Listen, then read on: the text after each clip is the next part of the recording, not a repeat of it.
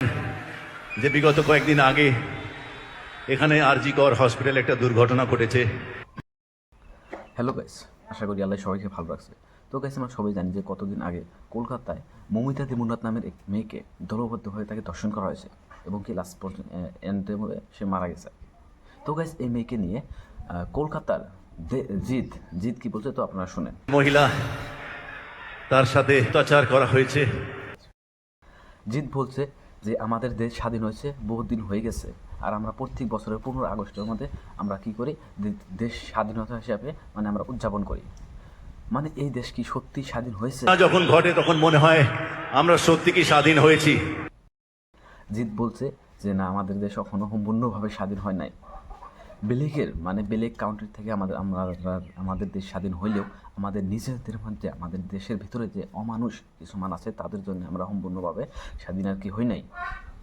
তো এই অমানুষ কাজ যারা করে তাদের কাছ থেকে মানে আমরা নিজেরা যখন স্বাধীন হব তখন ভাববো যে না, আমাদের দেশ সম্পূর্ণ স্বাধীন হয়েছে।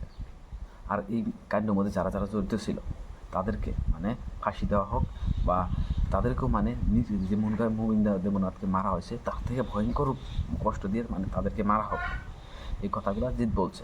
প্রজন্মে যাতে এইগুলা মানুষে আরও করতে পারে না, এই ধরনের খারাপ কাজগুলো আর কি করতে পারে না।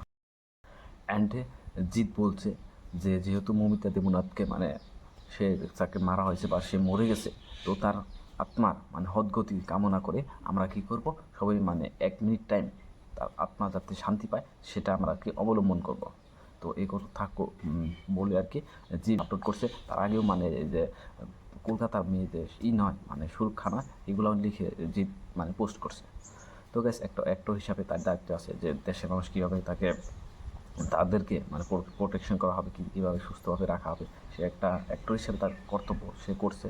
তো গাইস, আমরাও আর কি চাই যাতে দেশে এই ধরনের খারাপ কাম হয় না, নেক্সট প্রজন্মে যাতে এগুলো সাহস পায় না। আমরাও করবো মানে দেশটাকে মানে ভালো নজরে সবার নজরে দেখতে হবে। তো গাইস, আপনারাও দেখবেন। ঠিক আছে গাইস, বাই বাই।